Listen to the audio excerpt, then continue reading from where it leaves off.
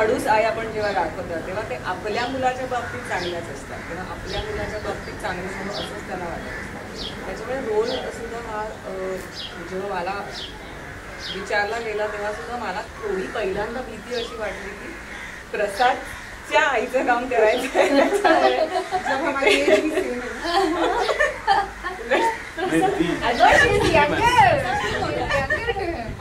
त्याच्यामुळे तो एक माझा असं वाटतं की माझा खऱ्या अर्थाने बोल्ड डिसिजन मला वाटतो आता. पण आय डोंट रिग्रेट ना. मला जेव्हा ते झाल्यानंतरचं पण थोडंसं धाकधूक मला होती की कसं ते दिसेल बेसिकली.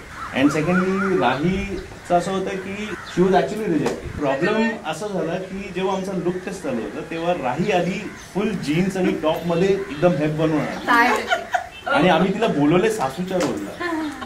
सो मी तेव्हा दादा पण होता आणि दादा was seeing her for the first time. So I was little this thing की ठीक है मेकअप से हो जाएगा. बट दादा वॉज लाइक चांस ही नहीं है, हो ही नहीं सकता. सो दादा बोलला नाही. म्हणजे लास्ट डे पर्यंत म्हणजे शूट चालू होईपर्यंत she was not finalise. But somehow मला कॉन्फिडन्स होता तिच्यावर and believe me she is done a wonderful job. Saurabh माझं ऐकशील, अशी संधी आयुष्यात पुन्हा पुन्हा चालून नाही येत रे.